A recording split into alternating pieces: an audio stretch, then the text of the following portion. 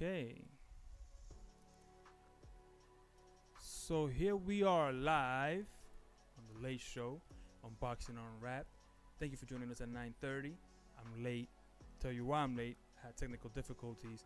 And listen, guys, during this feed, at some point, that feed is gonna cut. Give me some chance. I'll put it back on in a couple seconds. I have a Canon T4i. It is terrible for live streaming. It's not made for that, so it will cut out. But I'll cut it back on. So you're here. You see what basically we're here to do, right? We're here to talk about Bivol versus Benavidez not happening. Turki Alalshikh saying he's not interested in it anymore. But we're also going to talk about something that came up real quick, on X, and I ran on this. Someone just tweeted this out. The Lance Pugmire had basically said that the New York State Athletic Commission has decided to leave it a draw between Lamont Roach and Tank Davis. Now, I told him I sort of kind of say that that's a trust me bro type of source, right? Because I haven't seen any reports about saying that they're gonna, leave it as such and not overturn it. What I have to say about that, let's just pretend that the alleged rumor is true, and we're gonna trust Lance Pugmire's source is gonna supposedly report this out sooner rather than later on boxingscene.com or their account on Twitter. Either way, let's just go with the rumor and pretend that it's true that they left it a draw. It doesn't surprise me, right? It wouldn't surprise me because one is boxing.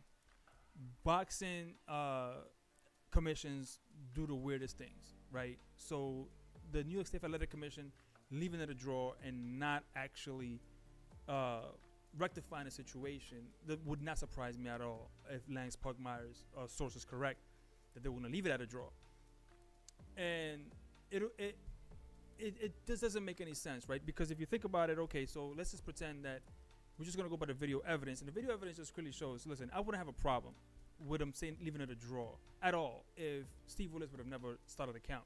Steve Willis acknowledged that whether he was confused or not or what happened, that the knee went down. He started counting, sent Lamont Roach to the neutral corner, started counting. Only after Davis started complaining on why he's counting is when he pled his case, and then he stopped and all that stuff. So if he had never done that, Steve Willis never started a count, and the same events unfold, and then Lamont Roach says it should have been a knockdown, and then the New York State Athletic Commission says it's a draw, there's no knockdown because the referee didn't call it, I have no problem. The problem here is that there were two fouls. One, the coach got on the apron, rubbed the towel on Davis's face, and also that the ref did call it a knockdown because he sent Lamont to a neutral corner and he kept the count up. He only stopped at the time when he heard him.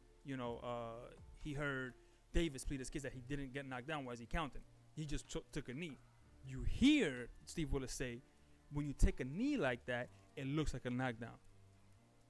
So if this was a murder case, this is no different than, a murderer looking at a security camera face on and stating his name with the murder weapon, murdering the person on camera, and then saying, I didn't do it, right? And then the court saying, yeah, he said he didn't do it, so we gotta believe him, even though the evidence is there, right?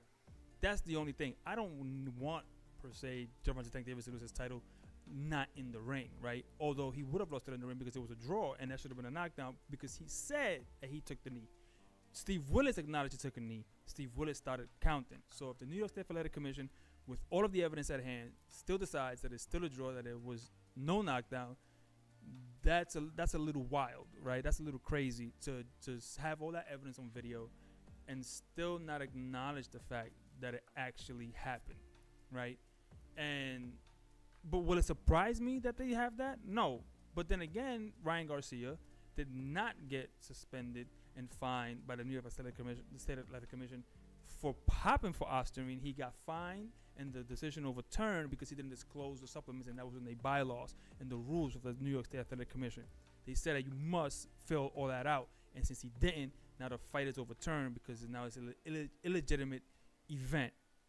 Okay, so if they had evidence, and they said that he's supposed to be responsible for everything that he takes into his body, so therefore the rules should apply to Tank Davis as well. That's what I'm saying. I'm not rooting for him to lose, and I still think rematch should actually happen. But if you want to talk about doing the right thing, that would be the right thing. But again, we're just saying, as alleged, again, Lance Pugmire is reporting out that he has a good source at boxingscene.com that's telling him that the New York State Athletic Commission is going to leave that a draw. Listen, man, I don't know. We'll see. Again, it's my home state. Listen, my city. That commission is going to do what they're going to do, and it is what it is. But let's shift gears a little bit. I just wanted to leave with that because that one I just saw, and I didn't want to change the title or the thumbnail. But let's talk about Bivol and Benavidez not being a thing anymore because Turki Alalshikh says he's no longer interested in the fight. And why he's no longer interested in the fight and why he's not going to bid on it is a very interesting story, actually. And it all came and made sense to me later after I seen a replay of the video of what I already had seen at the Skull Canelo press conference. Now, a lot of us, if you're here, if you're watching this, you probably did the same as me. You tuned in, you saw the Skull Canelo presser conference, and you saw the photo ops and everything else that was going on that day. Okay. All of a sudden, so that happens. That press conference happens without a hitch. Everything goes fine, whatever. We're here. We're there. Then a couple days after the press conference, well, actually a day later, right? I think it was yesterday. We see this story come out that, Turki Alalshikh is no longer interested in bidding for, Bivol Benavidez.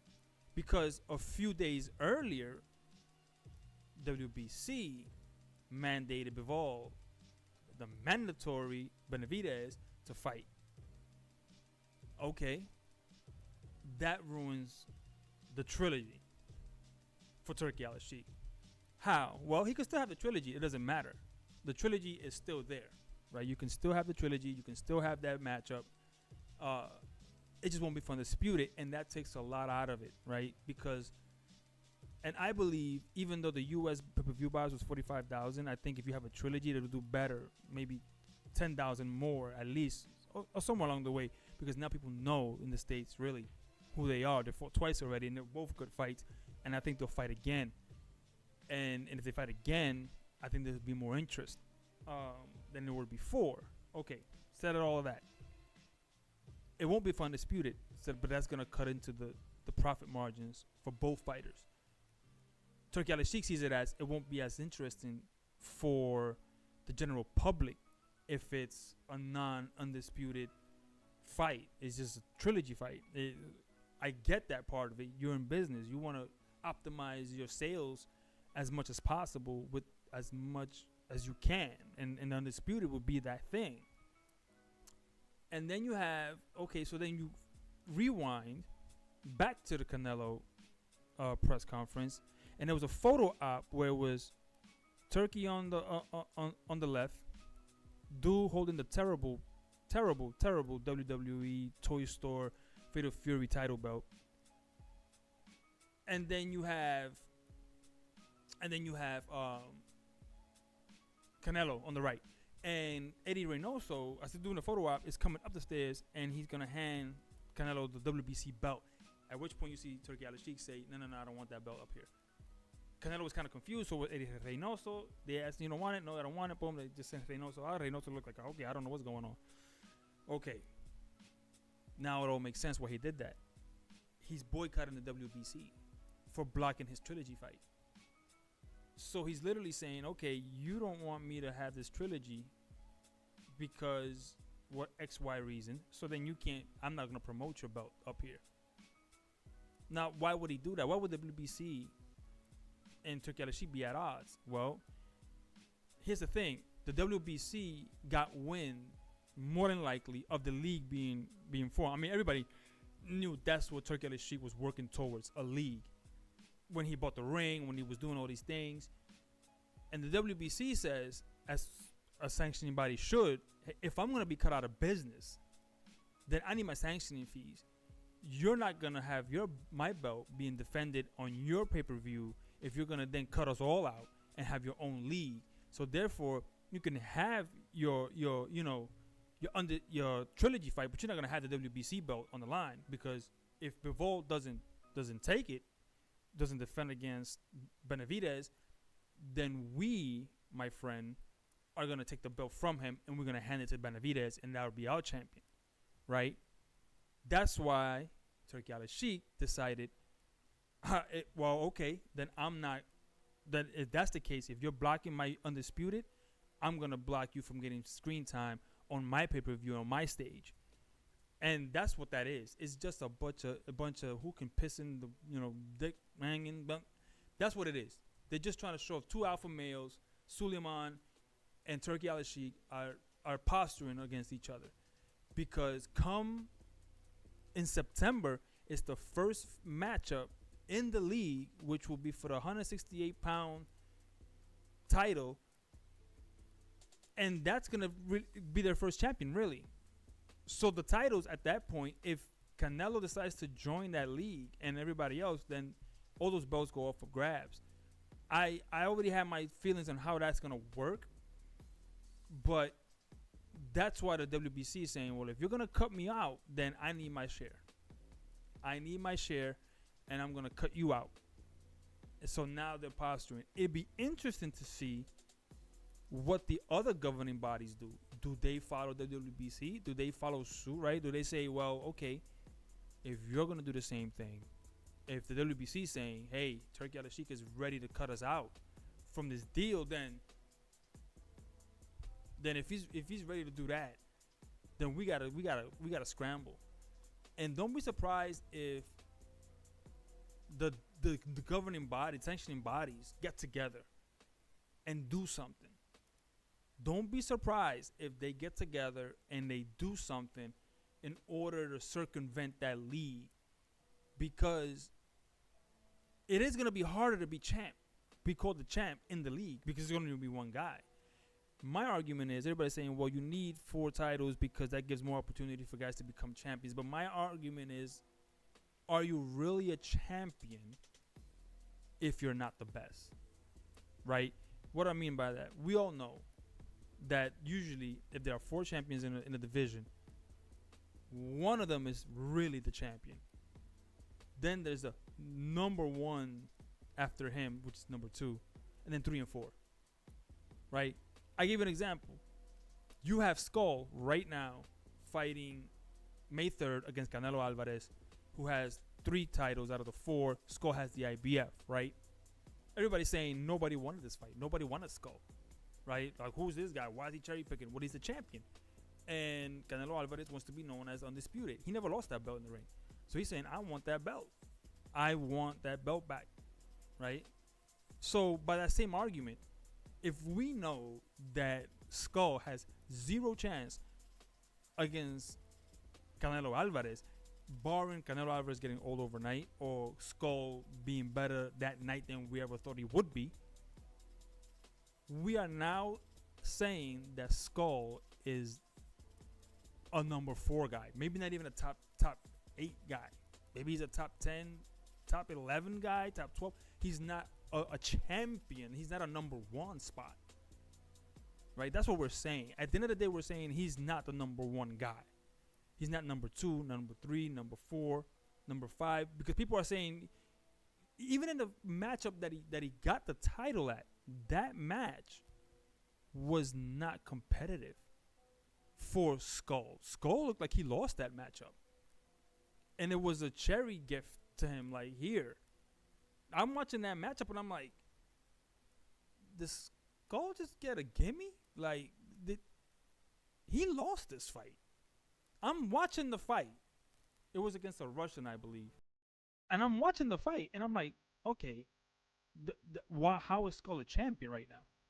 He clearly got hurt throughout the entire fight, multiple times, outboxed, had spurts of like little, flurries that did nothing, and they somehow give him the match. That's what people are saying. He has no chance against Canelo Alvarez. So I ask you, if there are 4 champions, and Skull, let's just say that the 168 division was scattered, and Canelo only had 1. Skull is number 4. So we know Canelo's the best guy at 168. Whoever has the other 2 belts is number 2 and 3 respectively, and Skull is number 4 by luck. So saying that these guys will be having less opportunity to be called champions is true, but do we care at that point? do we care and say, is that necessary? Should Skull be considered a champion if he has zero chance against Canelo Alvarez? He's a champion. It should be that if he's a champion, that he has enough skill set and is good enough. Um, okay, what's up, Ricky? He-Man Grayskull. Hold on, man. Let me see what's going on here. Pop this chat out real quick. So small. He-Man Grayskull. Right, like, you know what? That's what I'm saying, Ricky. Like, I actually thought that you were actually talking about like actual He-Man for a second there, because I'm like, I'm like a comic book nerd and a cartoon nerd, and I'm like, oh, what does he know me personally? Um, but yeah, right. Like, listen, William Skull, we just know he doesn't have Ricky. Like, we know he doesn't have what it takes to beat uh Canelo Alvarez. So the argument of saying that less guys will have less opportunity, more guys will have less opportunities to become champion and be called champion, we're really not having a good argument, because he's not considered to be good enough to beat Canelo. Point blank and period.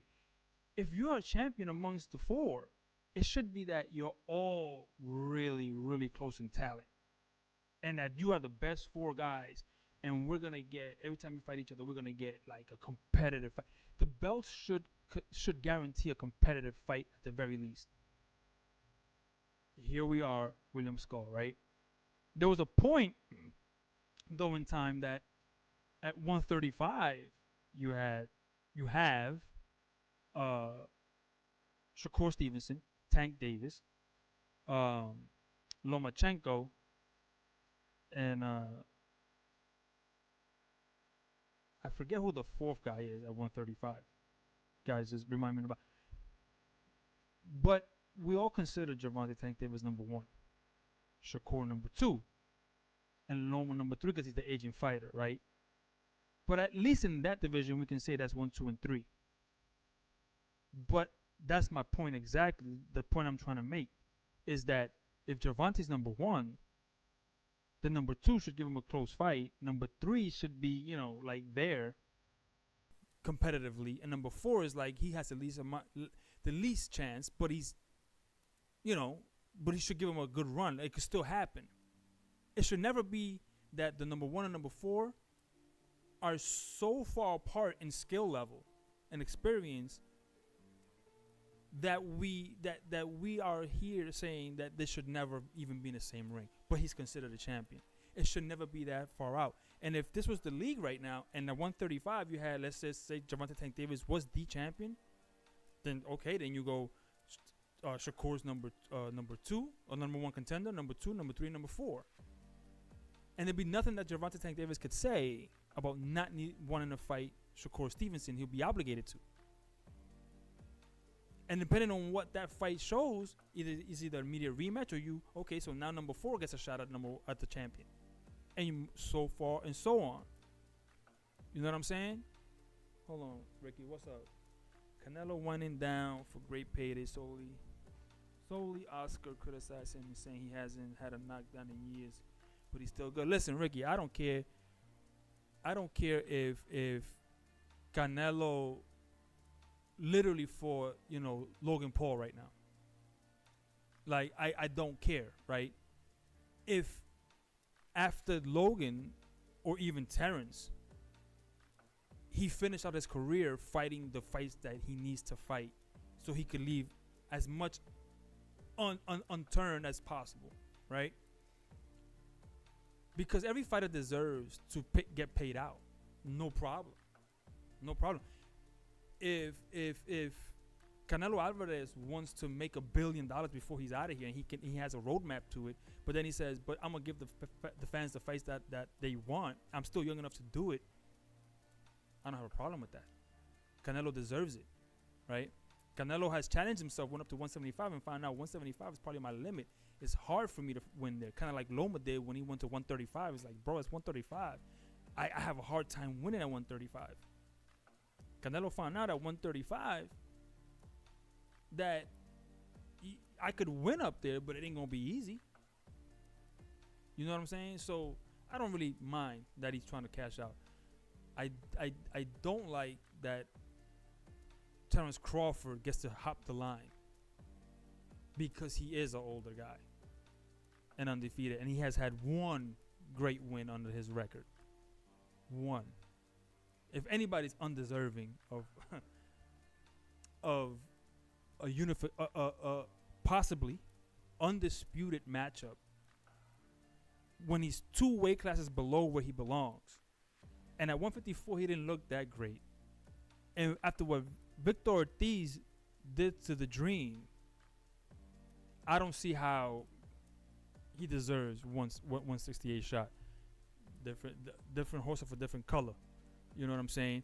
But Canelo's definitely good, Ricky. Like he's great. You know, but again, back to the point at hand. Turki Alalshikh. First of all, I feel bad for Benavidez because that means that yet again he's a mandatory to fight a big name fight, a big super fight, and he doesn't get the chance. He doesn't get the chance.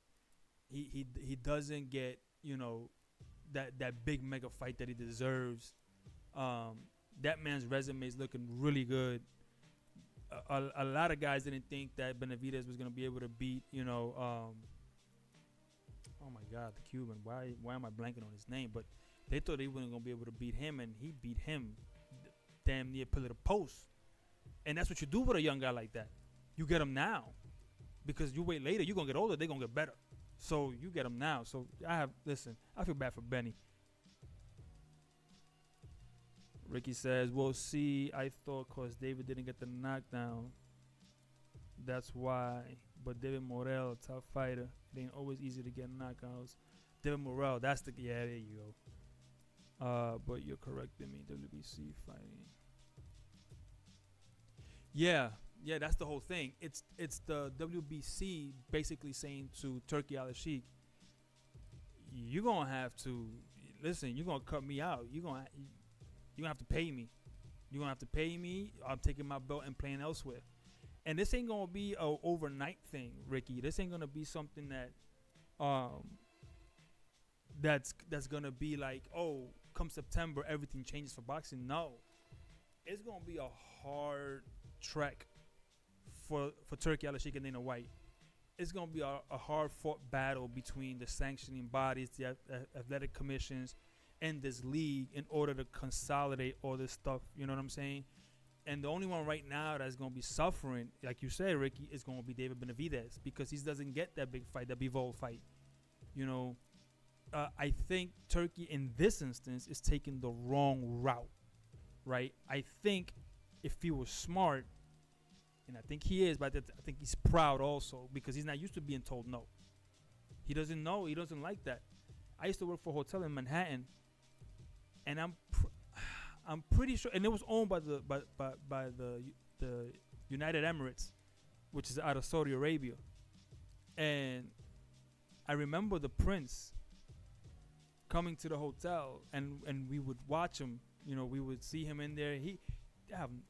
I can't tell you what I saw just laid out in the shop and whatever. It was crazy. They're not used to being told no, right? They were cool people though. But I can tell you right now, they're not the people that you say no to.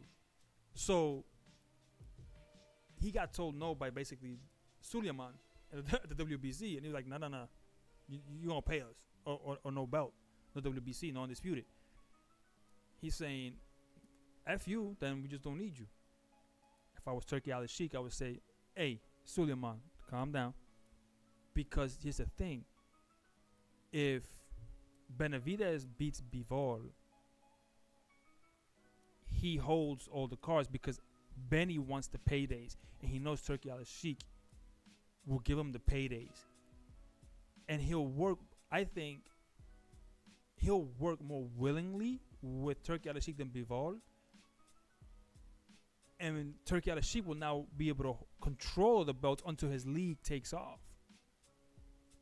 You know what I'm saying? So if he was smart in that aspect, he would say, hold on, you know, I want to get Canelo undisputed so I could have no doubt that that 168 belt that I'm going to make is legit.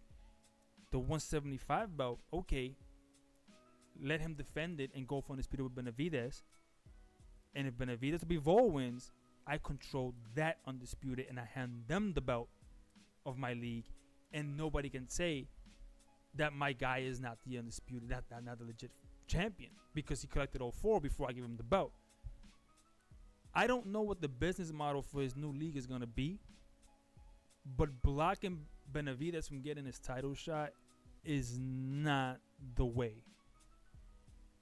I don't think that's the way you go with that. I don't think that's the what you would do with that. Oh, hold on. See, there goes my camera again.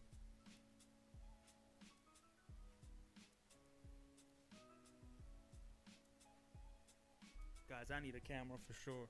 This thing, so this old ass camera goes 30 minutes and then it goes, nah, I'm old. I'm not a webcam. You gotta turn me off. But yeah, so again, Turki just needs to let the ego slide. He gets very excited easily, as you can see in the interviews. He wants to divulge more than his partners want to divulge, because he's so eager to be good and be that guy to bring everything to the forefront. But by blocking the WBC, by blocking Benavidez, I mean, like I said, the guy flew out there, so he could be in attendance, so you could promote that fight, so you could promote the Bivol or whoever won that fight with Benavidez next. And you now, because you have beef with WBC, and you have an axe to grind against the WBC and Suleiman, you go ahead and you cut him out. And now you have Benavidez like, bro, what did I do? Like, Canelo wouldn't fight me, Suleiman wouldn't force him for 2 years. Now I'm at 175. I'm trying to get undisputed. Finally, I'm the mandatory, and here I am again. Nobody wants to fight me again because now there's politics involved because of a new league. Yeah, but that boy can't catch a break, bro. Like, yeah, that if you're talking about the camera, Ricky, yeah, that camera, it just shuts off. It's an old Canon camera. It's a beautiful camera. It takes good video. Outside of, mind you, I'm on satellite right now, so my satellite is terrible, so I don't have like 1080p. It's like 720. And this camera will shut off after 30 minutes because it tries to prevent overheating. Also, something about the way that cameras were made and brought into the States. So if your camera could infinitely take video, it would be called a video camera, which is taxed different. But if it shuts off after a certain amount of time, before the 30 minutes, or 29.9 minutes or whatever it is, it's not considered a video camera, so it's taxed lower. It's crazy. So they say it's to save the internals, but it really isn't. It's really about taxes and what they're classified as when they're coming in from Japan. So so yeah, basically, I'm hoping that this channel will pay for a new camera at some point, that I don't have to go through this and I can go ahead and give this to my kids or something like that, and then move on from this. But right now, that's what I got, so I just have to deal with it. But yeah, so I just feel bad for Benavidez because, like I said, now because he's caught in a politics war, he's basically, out in the cold. Like, he flew to Saudi Arabia, he got into a hotel, he got the plane, he got jet lagged, and he's like, "Don't worry, pops, we here. We're gonna." Turkey said, blah blah blah, and then everything was good until the WBC said, "Oh, you're gonna start a league? Okay, so Bivol has to defend against Benavidez before you do the trilogy." Because I'm sure Turki Alalshikh went to Benavidez and said, "Bro, stay busy. I want to have the trilogy. You get the winner in 2026, and we be good." And I'm sure Benavidez said, "Oh, that's cool with me. I just get an interim fight, and and we keep busy as long as I'm guaranteed." Yeah, we got. Once the WBC said, "Nah. he up next. And we were like, oh, he up next? Like, so I don't get to do Undisputed for the trilogy? Now you could do, you could do your trilogy without our belt.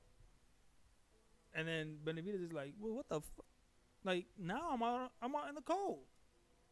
So that's the problem. And like I said, that's the kind of problems that I foresaw this new league having when they're coming in to this situation, right?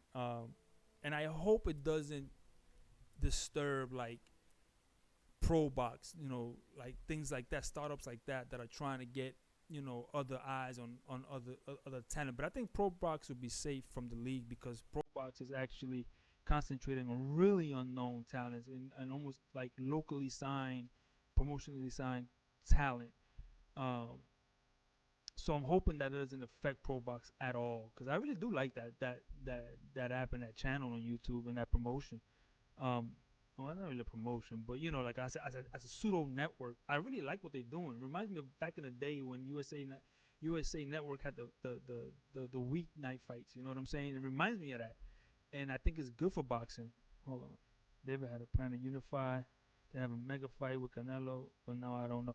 Yeah, listen, no, the Canelo's never gonna fight him, bro. I like Canelo a lot, but Canelo once he went to 175 and found out that a non-puncher like Bivol could distract him from doing what he does best. He always knew that Benavidez was that type of fighter that was heavy-handed, fast, young, and he's not about to try to take that chance because Benavidez is not coming back down to 168. He's gonna stay at 175, and I know Canelo wanted the rematch with Bivol to avenge that loss, but Canelo lost so handily with Bivol. I don't know what he can do different in a rematch at 175. I know at one point Bivol said, I go back down 168. I think Bivol now is not going to go to 168. I think that ship has sailed, and I don't think that Benavidez is going to back down to 168, although he says he's willing to go down. He's not going to go down. Because he looked almost exactly the same that he did at 168 at 175, like physically, did Benavidez. So I don't think he's going to go back down. It'll be too much for him to go back down. But right now, as it stands, really the biggest story is that this league is already causing problems for mandatories, and that's what's going to happen. These are the growing pains that Turki Alalshikh needs to understand how to navigate. And I think by blocking the WBC is not the way to navigate it. I think what you say is you pick up the phone, you talk to Mauricio Suleiman, and you tell Mauricio, listen, I know you're mad. I know this is what's happening, but hear me out and work it out, and then control, the control the undisputed champions and slide them into your league. And I think at that point, you have when you give him the belt, you say, this guy's undisputed and he's our champion. And from now on, and if the guy wants to drop all the, that's another thing I think about. So, if he gets crowned Canelo in September, or whomever wins, it's gonna be Canelo. He's gonna destroy Crawford. But if Canelo wins in September and gets the belt for the 168 league, will he relinquish all the other 4 belts and only defend that league belt? That'd be interesting. If they're gonna be allowed to hold the other belts while being in the league, or I don't know how that's gonna work. Or like if you wanted to go into the league, you have to, like, let's say you're undisputed outside of the league and you wanted to join the league, would you be like #1 contender right away because you're undisputed outside the league? Like, where would these guys fall? You know what I'm saying? Where would they fall when they're trying to join the league based on how they rank outside of the league, right? Like if they unify not undisputed, how does that count? Did you get credit for that? Because I guess it depends on the talent pool that the league will have at the time, right? Because I mean, it'll just be interesting. It'll be interesting to see how this will work out. And I heard that the league that they're creating brought out the ESPN contract that Top Rank had. I didn't know that. I thought they were going to go with Netflix because of the WWE aspect of the league. which I think is a better move than ESPN. ESPN is a major conglomerate, of course. But as far as getting eyes on boxing, that's Netflix. But that'll be interesting to see. Like I said, I would have never gone that route. I would have never gone the route of blocking the WBC, you know. And like I said, it's gonna be interesting, man. I just hope that they got a 5-year plan. Dana White says at that point, that's when they're gonna. I guess that's where they're gonna see how the league is really operating. I hope it gets to that point. They have too much money on both ends of the spectrum to not make this work somehow, some way, right? Maybe they have one vision, but eventually it turns into something else that works together with boxing as a league. And if it's a league, who's the commissioner? Is it Dana White? You know, like, who makes the decisions when things happen with fighters, right? But again, this right now, as I'm stating, you know, David Benavidez being cut out essentially from getting a world title shot of undisputed is a damn shame. It's a damn shame. Turki Alalshikh should have just let that happen, because you never know. Bivol could probably beat David Benavidez, and then you can still have your trilogy, and it'll be. Listen, if Bivol would have beat David Benavidez, the Mexican monster, right? If he beats that guy,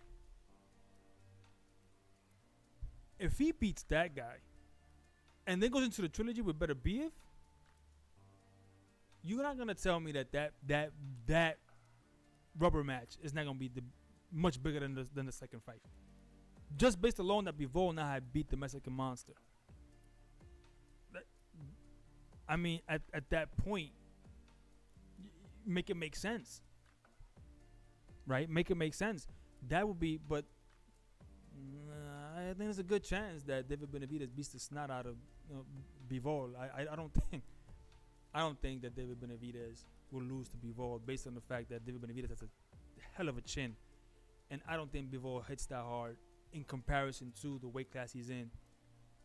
He has excellent boxing skill, but so does David Benavidez, and a lot of people don't give him credit for that. And he has incredible hand speed, and he does have cracking power. He doesn't have one punch power 175. He has devastating, break you down and hurt you really bad power. And I think he'll be able to outwork Bivol and keep him on his back foot all night and make it ugly and just make it a terrible night. And, you know, but the thing is, I think that would have worked in Turki Alalshikh's favor. If the Mexican monster becomes undisputed and he's in your league, come on, bro. Like make it make sense, right? Turki Alalshikh, you should let David Benavidez fight Bivol. You should let it happen. I know it's not what you wanted, but 40,000 pay-per-view U.S. buys is not going to cut it. I mean, worldwide, you probably got more than that. But if you want to capture the U.S. market, you don't say to WBC, no, I don't want you to hold this title hostage. I mean, I don't want you to hold me hostage with this title. Take it. I don't care. I don't care about your WBC belt. That's not the way to go, because you want to capture the U.S. market. David Benavidez, you know, he can sell 95,000, close to 100,000 on his own here in the U.S., right? Not against a top tier name. You have him with Bivol, and you put him in Riyadh season, you're going to get more than 40,000 pay-per-view buys U.S. with David Benavidez versus Bivol for Undisputed. And you're going to capture that market. And that's another opportunity for you to advertise your league and your structure that you're trying to put on there. I don't know if the rubber match between Better Beef and Bivol does that for you more than that does that for you. You know what I'm saying? So I think it's a missed opportunity, and I think there's still time to course correct. But it's a missed opportunity if you know, like I said, man, like 40,000 to 45,000 pay-per-view buys in the U.S. or for that crazy great card that they had, even with the cancellations in the last-minute replacements. Even at that point in time, 45,000 U.S. pay-per-view buys is not going to cut it long term. Worldwide, they made much more. But like I said, David Benavidez alone in the U.S., he brings in more than that. And I think at that point in time, you would use David Benavidez as a springboard to getting your league in the U.S. Zeitgeist, and have people be like, hey, it's the Mexican monster, bro. He's fighting Bivol for undisputed. People know Bivol. They might not be fans of him like heavy, but the U.S. citizens, bro, they mess heavy with David Benavidez. I'm not talking about 400,000 heavy, but they do 100,000, and that's more than twice of what you sold, with that expensive card you had at Riyadh season.